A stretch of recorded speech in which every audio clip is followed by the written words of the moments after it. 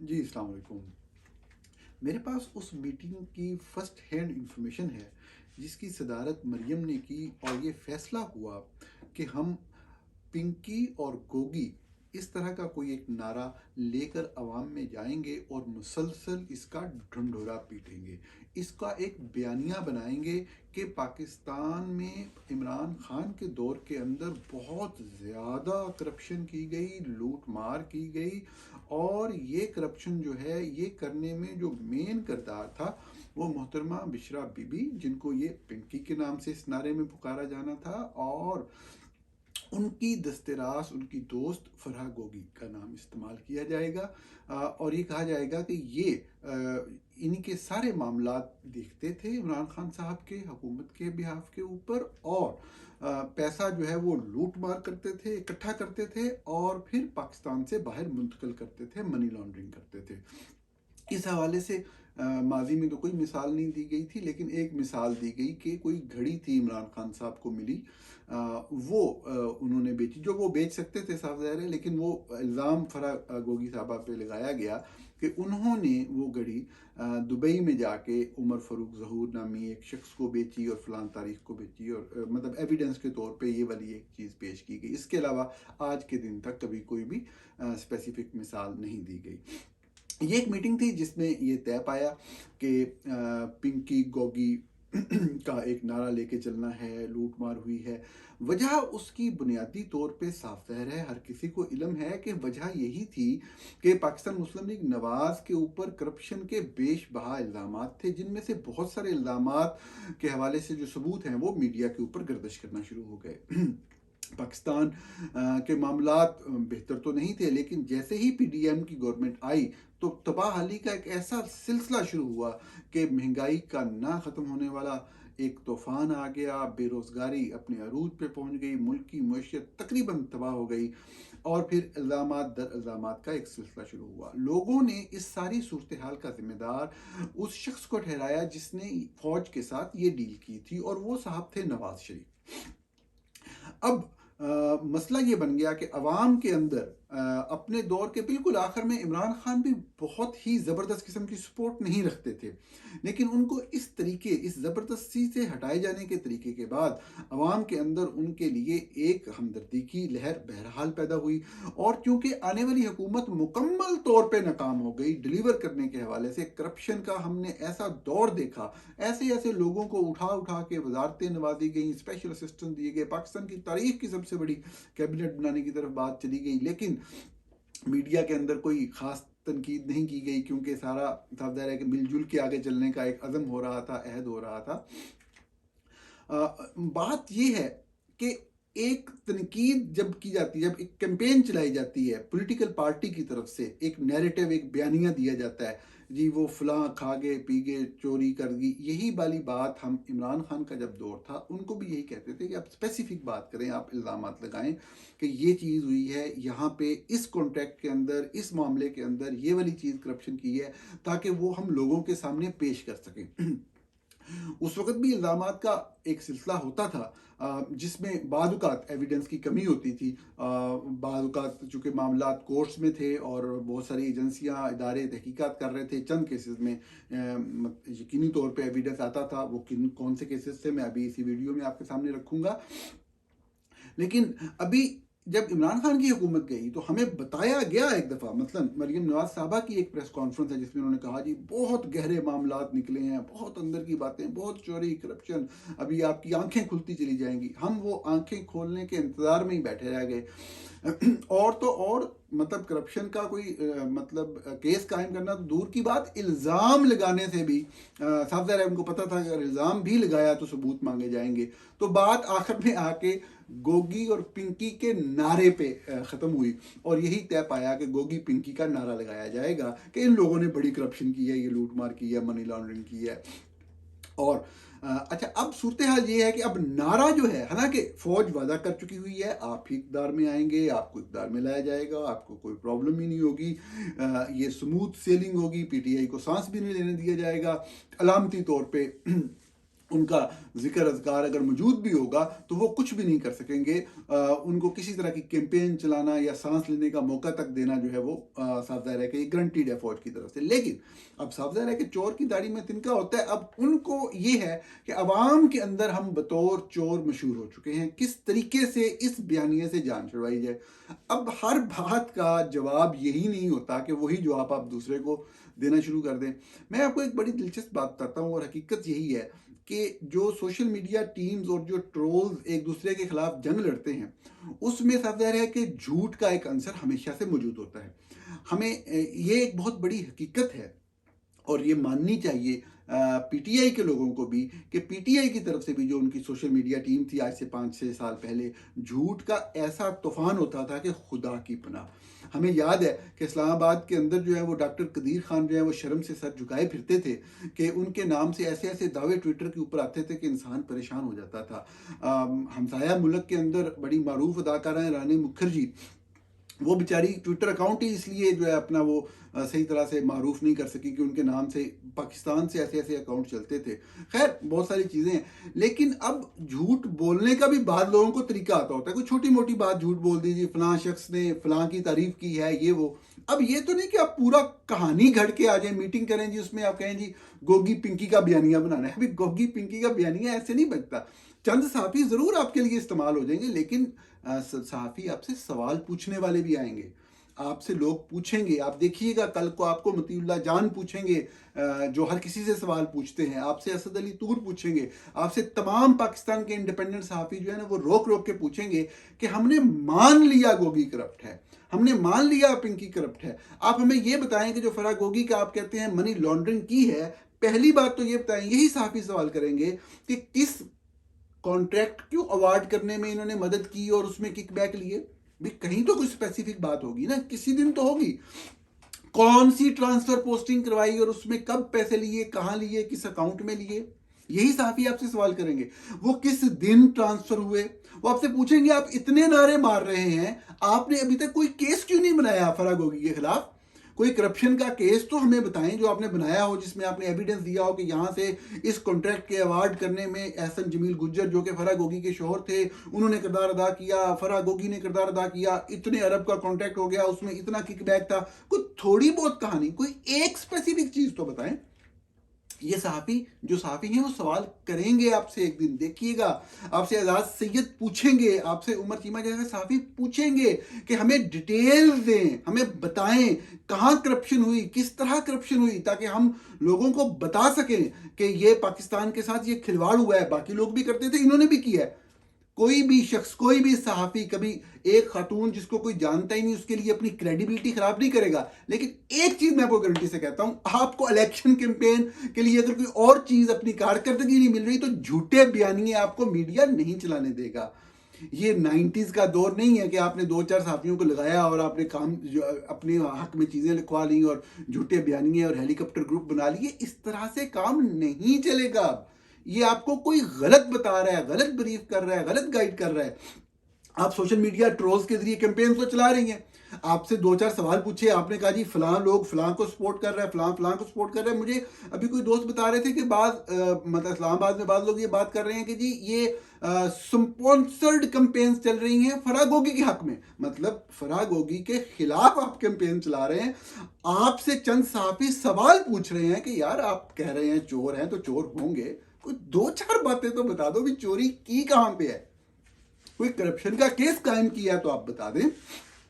आप कोई एक मिसाल तो दें कि जी फलां चीज के अंदर फराह गोगी ने करप्शन की, उसका सबूत आ गया। आप 5वें-6ठे दिन किसी ना किसी अखबार में, अब नाम नहीं मैं लेना चाहता, खबर छपवा देते हैं कि जी मजीद शवाहिद हासिल कर लिए गए, मजीद सबूत। मतलब पहले ये खबर आप चलवाते हैं कि जी वो फराह गोगी जो है ना वो वादा माफ गवाह बनने को तैयार हो गई। अब पता लगता है वो बात करने को तैयार नहीं है, तो आप एक खबर आते हैं मजीद शवाहिद हासिल हो गए। मतलब प्रोपेगेंडा वार का भी कोई तरीका होता है। अगर आप पीटीआई की नकल ही कर रहे थे, उनके ट्रोल से कुछ सीख लेते कि कौन सी चीज़ के ऊपर झूठ बोलना है, कौन सी के ऊपर नहीं बोलना। आप क्या कैंपेन चला रहे हैं, आपको शर्म ही नहीं आ रही। देखें किस तरीके से आप अपने आप को गंदा कर रहे हैं। ये चंद लोग जो गालियां हमें निकाल रहे हैं सहाफ़ियों को और हमारे ऊपर इल्ज़ाम लगा रहे हैं, कल को आप देखिएगा अल्लाह की लाठी बेआवाज़ है। कल को यही लोग पूछेंगे कि चलें ठीक है, आप अब हो गया, हमने सारा आपके कहने पे कर लिया, अब बताएं अब एक दिन आपको बताना पड़ेगा कि इल्ज़ाम क्या है। इस तरह से मतलब बुशरा बीबी के बारे में आप लोग बात करते हैं, आपको शर्म ही नहीं आती बिल्कुल ही। एक बापर्दा खातून है, कभी उसने एक लफ्ज़ आपके बारे में नहीं बोला, कभी आपके बारे में एक लफ्ज़ नहीं कहा। आप दो दो टके के सहाफ़ियों से कहलवाते हैं जी वो बदअकीदा है, वो पता नहीं काला जादू कर रही थी, उसने फलां मुर्गी के अंदर कील डुबो दिया। ये इस तरह की कहानियां बना के आप लोगों में चंद लोगों को बेवकूफ़ या मुतनफ़र कर सकते हैं। आप किसी भी शख्सियत के बारे में किस हद तक और कब तक प्रोपेगेंडा करेंगे? आपकी अपनी सियासत है, आप बताएं हमने ये काम किए, हमने ये मंसूबे बनाए, हमने पाकिस्तान की तरक्की के लिए ये किया। अगर आपने किया, अगर आप समझते हैं, जैसा कि आपके बाद लोग दावा करते हैं, आप ये बताएं कि इमरान खान ये चीज़ें नहीं कर सके, इमरान खान की ये नाकामियां हैं।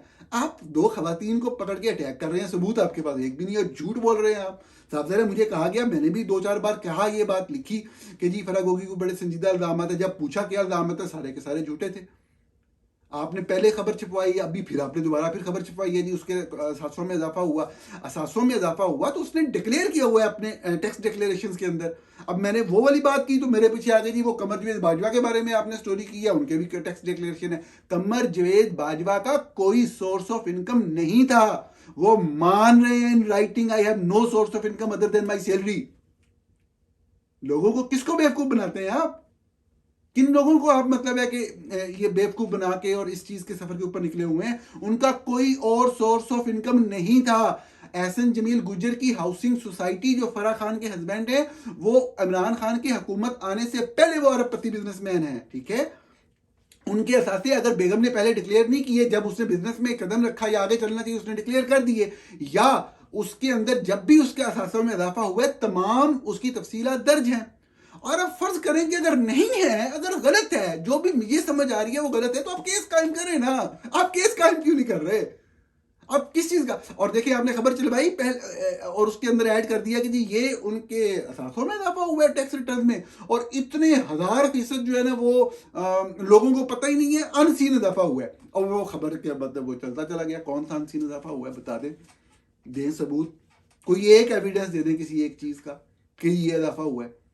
आप क्या समझते हैं कि इजाफा होगा, हमें नजर आएगा तो हम बैठ के यहाँ तकरीरें कर रहे होंगे? अरे जाए भाड़ में, हमें क्या, कौन फराह खान, कौन एहसन जमील? अगर गलत किया है तो गलत किया है। वो तो जो पीटीआई है, वो तो जैसे ही आपने इल्जाम लगाए वो तो पहले दिन ही पीछे हट गई पॉलिटिकल जमात कि जी हमारा तल्लक ही नहीं है फराह खान से, उनका कहना है। लेकिन हम सहाफी आपसे पूछेंगे कि बताएं, आप नाम इस्तेमाल करके आप बहाना तो बनाना चाह रहे हैं इंतखाबात के अंदर लोगों को बेवकूफ बनाने के लिए कि अगर हमने भी करप्शन की थी या चोरी की थी तो इन्होंने भी की है, ठीक है ना। आप जब तक कोई स्पेसिफिक बात, कोई एलिगेशन नहीं देंगे, आप लोगों को बेवकूफ नहीं बना सकते। आपको ऐसे इलेक्शन कैंपेन पाकिस्तान में नहीं चलाने दी जाएगी, ये मैं आपको बता रहा हूं, ये नोट कर लें। और वो तमाम एक नहीं 20 जगहों पे शायद मौजूद है उस मीटिंग के, जब आपने फैसला किया कि ये बयानिया बनाना है। आपको मैं सिर्फ एक चीज बता के ये गुफ्तगू खत्म करना चाहता हूं कि करप्शन होती क्या है, करप्शन का केस क्या होता है, ठीक है ना। चले आप एतराज़ात कर सकते हैं कि नवाज शरीफ के ऊपर जो फौज ने केस बनाए वो फला हवाले से वीक थे। हालांकि मैं पहले अर्ज कर चुका हूं कि आज के दिन तक इस बात का जवाब आना है कि लंदन अपार्टमेंट्स जो हैं उनकी मनी ट्रेल क्या है। मैं अर्ज कर चुका हूं जो 10 अरब या इससे ज्यादा रकम की जो इन्वेस्टमेंट सऊदी अरब में हुई है, उस रकम की ट्रेल अभी आनी है। मैं अर्ज कर चुका हूं पनामा केस के बाद बनने वाले जो ये रेफरेंसेस हैं, उसमें जो पैसे मोहम्मद नवाज शरीफ साहब के नाम पे मुंतकल होते रहे चंद बिजनेसेस से, उसकी अभी सफाई आनी है कि वो कैसे मियां साहब के बिजनेसेस नहीं थे या वो कैसे कायम हुए। इसको आप छोड़ दें, ये लंबी बहस है, इसमें आप लोगों को बेवकूफ बना लेंगे। मैं आपको सादा बात करता हूं और आपको बताता हूं अभी कि करप्शन की केस क्या होता है। मैं आपको बताता हूं स्पेसिफिक बात करना क्या होता है, 100% साबित शुदा करप्शन क्या होती है मैं बताता हूं आपको, और मैं आपको सबूत भी देता हूं। और मेरे जो सुनने वाले कारीन है, मैं इसी बात पे अपनी बात को खत्म कर रहा हूं। आप नीचे डिस्क्रिप्शन में जो एविडेंस है वो इसी वीडियो की डिस्क्रिप्शन में आप देख लीजिएगा, और अब कोई भी सवाल हो पूछिएगा मेरे से।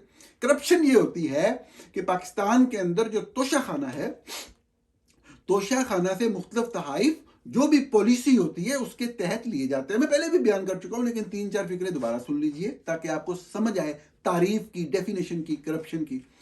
तो अब वो जो पॉलिसी होती है वक्त के साथ साथ तब्दील होती रहती है हर चंद साल बाद, जो कि मोहम्मद नवाज शरीफ साहब जब 2013 में आए तो उन्होंने तब्दील करनी थी, उन्होंने नहीं की, और वो मुसलसल करोड़ों रुपए के एक एक बार में 10-10 करोड़ के तोहफे मियाँ साहब जो है खुद अपने नाम पे और अपनी अहलिया कुलसूम नवाज साहबा इस दुनिया में नहीं रही, मसला होता है उनका नाम लेते हुए, लेकिन उनके नाम पे लिए गए। जब ये खुद कहते हैं, जब मरियम नवाज कह चुकी हैं, जो बेटी हैं उनकी नवाज शरीफ साहब की, कि ये किसी के बाप का नहीं होते तोहफे, जो तोशाखाना जो मर्जी तोहफा आए वो ले जाए बंदा, तो कुलसूम नवाज साहबा के नाम पे तो आपने 10-10, 11-11, 12-12, 13-13 करोड़ के एक एक ट्रांजैक्शन में तोहफे लिए, और सिर्फ 20% दे के लिए। और जैसे ही इमरान खान आए उन्होंने वो परसेंटेज ही चेंज कर दी, एक दौरे के बाद उन्होंने उसको 50% कर दिया।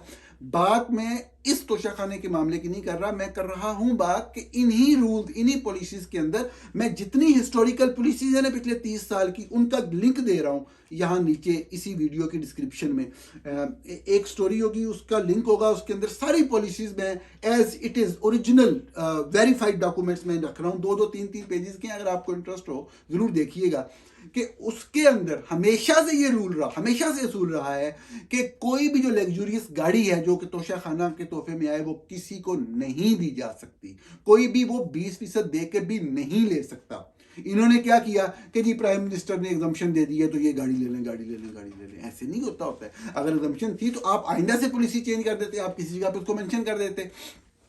कोई भी रूल इस चीज की एक्स्ट्राऑर्डिनरी प्रोविजन की नहीं देता। मैं आपको बता देता हूं, जो लोग कहते हैं प्राइम मिनिस्टर चीफ एग्जीक्यूटिव है उसकी डिस्क्रिप्शन है, मैं आपको बता देता हूं डिस्क्रिप्शन क्या होती है। डिस्क्रिप्शन ये होती है कि एक उसके पास इंचार्ज है वो हर चीज का, वो अगर कौमी खजाने से चाहे कि फलां बंदा जो है वो अहल है, उसको ज़रूरत है, इसकी मदद की जानी चाहिए, उसके पास डिस्क्रिप्शन है, वो chief executive of the country है पाकिस्तान। हम प्राइम मिनिस्टर के चीफ एग्जीक्यूटिव होने के लिए लड़ते रहे हैं कि चीफ एग्जीक्यूटिव होता ही प्राइम मिनिस्टर है, कि वो उसको 1 करोड़ रुपया चाहे अपने सिग्नेचर से कौमी खजाने से निकाल के दे दे, ये डिस्क्रिप्शन है प्राइम मिनिस्टर की। ये डिस्क्रिप्शन नहीं है कि वो किसी कानून को वायलेट कर दे, किसी ऐसे रूल को जो बुनियादी रूल है, जो उससे पहले भी मौजूद था उसके बाद भी मौजूद है, उसके ऊपर वो कुछ भी नहीं कर सकता। इससे बड़ा जुर्म, इससे बड़ी करप्शन और क्या होगी कि आप लग्जूरियस गाड़ी जो है वो 20% दे के वो लेके चले गए 2008 में। सबूत क्या है इसका? ये भी मैं लिंक डिस्क्रिप्शन में लगा देता हूं और आप देख लीजिएगा। शहबाज शरीफ साहब की जो गवर्नमेंट थी अभी पीछे वाली, जब वो प्राइम मिनिस्टर थे, इनकी गवर्नमेंट ने जारी किया document, official document, official link पे ऊपर मौजूद होगा, आप उसका मुतालिया कर लें। उन्होंने वो गाड़ी ली, 20% दे के ली। मैंने उस वक्त जो पॉलिसी जो उस वक्त इन्फोर्स थी, जो एप्लीकेबल थी, जो लागू थी, जो नाफिज थी, वो पॉलिसी मैंने साथ आपको मैं इसी डिस्क्रिप्शन में दे देता हूं। इससे ज्यादा आप बताएं, अब जब ये गाड़ी ले ली, अलाउ नहीं था, रख ली अपने पास, इसके बाद आप ये बताएं कि अब इसमें क्या साबित होना है। इस केस का ट्रायल पड़ा हुआ है, काजी फायज़ साहब जो है वो चीफ जस्टिस सुप्रीम कोर्ट भी बन गए हैं, उसके बावजूद नीचे ट्रायल तेज नहीं हो रहा, और आपके सामने चंद ट्रायल बहुत तेजी से चल रहे हैं। ये है इंसाफ का मेयार। मैं आपको बता देता हूं, अब इस मसले को ये पता लग गया था, इनको पकड़े गए हैं, ये 1 मिनट में खत्म कर सकते थे, गुंजाइश नहीं है खत्म करने की। कैसे खत्म कर सकते थे? गाड़ी वापस कर देते। गाड़ी ये सिर्फ और सिर्फ प्ली बार्गेन के तहत वापस कर सकते हैं, नए ब्लॉक के तहत। प्ली बार्गेन में गाड़ी वापस होकर केस खत्म हो जाता है, गिरफ्तारी नहीं होती, लेकिन आप नाअहल हो जाते हैं आइंदा कुछ हिस्से के लिए इलेक्शन लड़ने के लिए। नवाज शरीफ साहब के पास इस केस से निकलने का प्ली बार्गेन के अलावा कोई रास्ता नहीं है। ये होती है नून लीग के दोस्तों, मेरे भाइयों, ये करप्शन होती है। आप पनामा के 5 रेफरेंस को 3 रेफरेंस कहते नहीं जी ये तो फौज ने बनाए थे, जबरदस्ती किए थे। हम खुद भी कहते रहे हैं उसमें बहुत सारी चीजें गलत थी, जो गलत थी उनको पॉइंट आउट किया, कुछ चीजें उसमें साबितशुदा हैं। चलो वो कॉम्प्लिकेटेड बात है, लंबी बहस हो जाएगी। ये जो तोशाखाना से गाड़ी ली है, 100% साबितशुदा करप्शन है या नहीं है, इसके ऊपर सजा क्यों नहीं हो रही, क्यों ट्रायल मुकम्मल नहीं हो रहा, ये होती है करप्शन। इसे करप्शन कहते हैं। फराग गोगी ने अगर करप्शन किया, फांसी पर लटका दें, ठीक है। आप इस तरीके से लोगों को बेवकूफ नहीं बना सकते कि जी आप वो गोगी का डिफेंड कर रहे हैं, गोगी को ये कर रहे हैं, वो कर रहे हैं। वो 2-2 टके के लोग जो कि हमेशा हुकूमतों के उससे मफादात लेके अपने काम करते हैं, वो दूसरों के बारे में बात करेंगे। आपको बताना पड़ेगा क्या करप्शन है, नहीं तो माफी मांगे लोगों से जो आपने इल्जाम लगाए हैं लोगों के ऊपर। और जो आप फेक डॉक्यूमेंट्स वाला ड्रामा कर रहे हैं, सहाफ़ी हैं सीनियर ताहिर इमरान साहब, उन्होंने पहले भी जब मैंने जानबूझ के तफसीलात में नहीं गया कि जो एलिगेशन है जी फ़लाँ जगह पे गए और घड़ी बेच दी, फ़लाँ जगह पे गए फ़लाना जहाज़ इस्तेमाल किया, ये ताहिर इमरान साहब की स्टोरी है। उस स्टोरी की तमाम एविडेंस वो पहले भी दे चुके हैं। जो जैसे जैसे ये अपने बयान तब्दील करते रहे, ताहिर इमरान साहब इनको मजीद से मजीद सबूत, official evidence of the other governments, official evidence links के साथ इनको फराहम करते रहे, ये अपना बयान बदलते रहे। अभी उसकी स्टोरी का एक अपडेटेड वर्जन उस पर वो काम कर रहे हैं, वो भी 1-2 दिन में आ जाएगा। वो भी आपका झूठ और जो फेक न्यूज़ पेडलर्स आपने पैदा किए हैं वो सारे के सारे पूरी दुनिया के सामने एक्सपोज हो जाएंगे। बुनियादी चीज़ ये है, स्पेसिफिक बात करें, मीडिया हाउसेस को यूज़ ना करें, उनको फेक न्यूज़ पेडलर ना बनाएं। फेक न्यूज़ इस दुनिया में डेमोक्रेसी की सबसे बड़ी दुश्मन है। अगर आपने किसी मुल्क में जमहूरियत को नुकसान पहुंचाना है, तबाह करने, आपका ये जो पाकिस्तान के अंदर फौजियों का ताकत का निज़ाम है, ये तो नुकसान पहुंचाता है। बुनियाद अगर आपने ख़त्म करनी है तो फेक न्यूज़ का निज़ाम नाफिज कर दें। झूठ बोले चले जा रहे हैं, कोई पूछने वाला ही नहीं है। किसी तरह की एक खास कैंपेन चला रहे हैं कि जी अब हाफिज साहब ने फैसला किया है, हाफिज जनरल आसम मुनीर साहब ने कि जी हमने ये एक पार्टी नहीं आने देनी है, पार्टी आने देनी है, तो उसके हक में एक पार्टी के हक में एक पार्टी के मुखालिफ मुसलसल कैंपेन चलाई जा रहे हैं। अरे आप ये बात बयान कर दें, कोई एक आधी खबर वैसे किसी का बयान की सूरत में चला दें कि वो अच्छा है, एक खबर चला दें वो बुरा है, एक खबर चला दें जी फलां ने पार्टी छोड़ दी PTI, ये खबर चला दें जी वो 9 मई को बुरा कह रहे हैं। ये खबरें चला लें अगर आपने फौज को खुश करना है। झूठ क्यों बोल रहे हैं यार, फेक डॉक्यूमेंट्स चला रहे हैं, शर्म ही नहीं आती, अजीब लोग हैं। तो भारत ये तमाम चीज़ों पे, ये जो डॉक्यूमेंट्स के हवाले से बात है, वाक़यात के हवाले से बात है, इस पर वो अपडेट करेंगे। सीनियर सहाफ़ी हैं, इंतहाई काबिल एहतराम, एविएशन के माहिर माने जाते हैं हमारे एरिया में, और वो उस पर करेंगे। मैंने आपको सिर्फ फ़र्क बताना था कि जो फरागोगी के ऊपर इल्ज़ामात हैं वो क्या हैं। क्या किसी को पता है? कोई एक बंदा बता दे उठ के भी क्या इल्ज़ाम है, एग्जैक्टली क्या इल्ज़ाम है, कौन से ठेके में, किस जगह पे, किस कॉन्ट्रैक्ट अवार्ड में कौन सी करप्शन की है, किस तरह करप्शन की है, कहाँ की है। और जो नवाज शरीफ के ऊपर है इल्ज़ाम, उसका मैंने दोनों का कंपैरिजन आपके सामने पेश किया और आपको बताया कि क्या करप्शन होती है। नाज़रीन, आपका प्रोग्राम देखने का बहुत शुक्रिया। आपसे अगले प्रोग्राम में फिर मुलाकात।